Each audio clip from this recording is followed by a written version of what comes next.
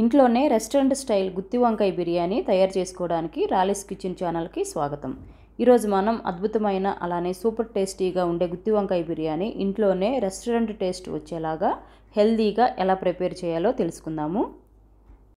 Biryani prepare చేయడం కోసం కావాల్సిన పదార్థాలు: 2 కప్పులు బాస్మతి రైస్ని ఒకసారి కడిగి తర్వాత ఫ్రెష్ వాటర్ పోసి ఒక హాఫ్ అన్ అవర్ వరకు నానబెట్టుకోవాలి.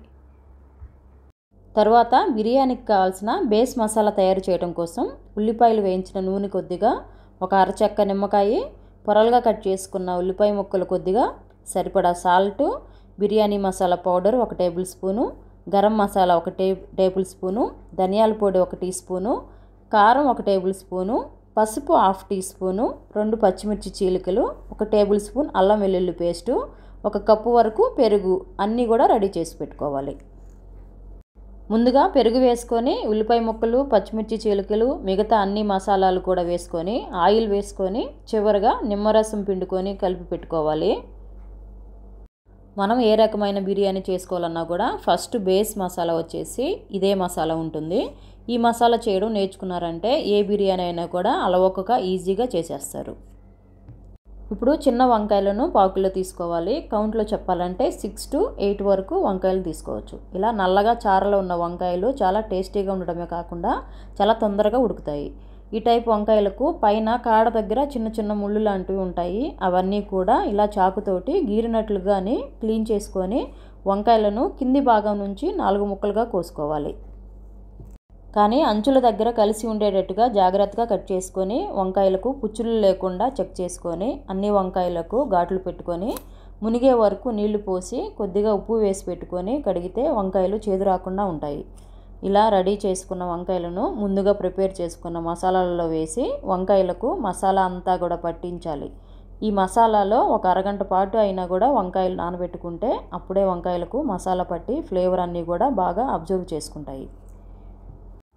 ఫ్రైడ్ ఆనియన్స్ చేసుకోవడం కోసం మందపాటి కడాయిలో ఆయిల్ వేసుకొని ఆయిల్ వేడైన తర్వాత 2 పెద్ద సైజు ఉల్లిపాయలను సన్నగా పొడవుగా కట్ చేసుకొని యాడ్ చేసుకోవాలి. ఉల్లిపాయలు మాడిపోకుండా కలుపుకుంటూ స్టవ్ ఫ్లేము మీడియం టు హైకి అడ్జస్ట్ చేసుకుంటూ మంచి బ్రౌన్ కలర్ వచ్చే వరకు వేయించుకొని పక్కన పెట్టుకోవాలి. తర్వాత మిగిలిన ఆయిల్ని స్టోర్ చేసి పెట్టుకుంటే మసాలా కర్రీస్లో కానీ బిర్యానీలో కానీ ఫ్రైడ్ రైస్లో కానీ ఈ ఆయిల్ వేసుకుంటే చాలా మంచి టేస్ట్ వస్తుంది.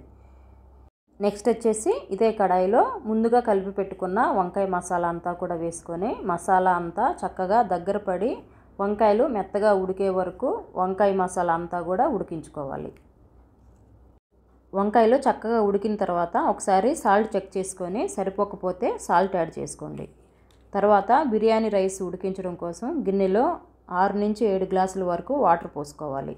వాటర్ మరిగిన తర్వాత బిర్యానీ ఆకు, 1 ఇంచు దాల్చిన చెక్క, 3 మరాఠీ మొగ్గలు, స్టార్ అనాస, జాపత్రి, పత్రక ఫూల్, నల్ల యాలకులు, మామూలు యాలకులు, లవంగాలు, షాహీ జీరా ఈ మసాలాలన్నీ కూడా వేసి సరిపడా సాల్ట్ వేసుకొని తర్వాత ఆనియన్స్ ఫ్రై చేసుకున్న ఆయిల్ కూడా 2 టేబుల్ స్పూన్లు వేసుకుంటే వాటర్ అంతా కూడా మంచి ఫ్లేవర్ వస్తుంది.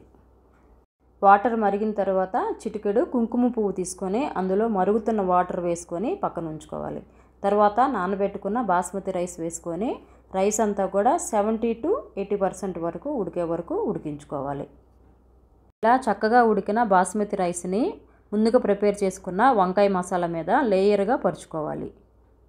ఇలా రైస్ మొత్తం అరేంజ్ చేసుకున్న తర్వాత ఫ్రైడ్ ఆనియన్స్ 1 లేయరు, పుదీనా కొత్తిమీర తరుగు 1 లేయరు, 1 టేబుల్ స్పూను నెయ్యి వేసుకొని వేడి నీటిలో నానబెట్టుకున్న కుంకుమ పువ్వు వాటర్ కూడా వేసుకొని చివరగా రైస్ ఉడికించిన గంజిని ఒక 2 గరిటెల వరకు రైస్ మీద పోసుకుంటే రైసు పర్ఫెక్ట్గా ఉడుకుతుంది. అంతేనండి. చివరగా కడాయి మూత పెట్టి స్టవ్ సిమ్లో పెట్టుకొని 15 నిమిషాల పాటు బిర్యానీని దమ్ చేసుకోవాలి. 15 నిమిషాల తర్వాత మూత తీసి చూస్తే పర్ఫెక్ట్గా రైస్ కుక్ అయ్యి మంచిగా దమ్ అయిన బిర్యానీ, చక్కగా ఉడికిన వంకాయ పొడి పొడిగా అతుక్కోకుండా చూడడానికి రెస్టారెంట్లో కనుక ఆర్డర్ ఇచ్చినట్లుగా ఉంది కదండి. ఇలా సూపర్ టేస్ట్తో గుత్తి వంకాయ బిర్యానీ పర్ఫెక్ట్గా రెడీ అయింది. బిర్యానీని ఇలా ప్రిపేర్ చేసుకొని మంచి రైతా చేసుకొని ఉల్లిపాయలు నంచుకుంటూ బిర్యానీని ఎంజాయ్ చేయండి. మీరు కూడా ఈ రెసిపీని తప్పకుండా ట్రై చేయండి. ఎలా వచ్చిందో కామెంట్స్లో తెలియపరచండి. ఇలాంటి మరెన్నో క్విక్ రెసిపీస్ కోసం రాలీస్ కిచెన్ ఛానల్ని సబ్స్క్రైబ్ చేసుకోండి. Thanks for watching.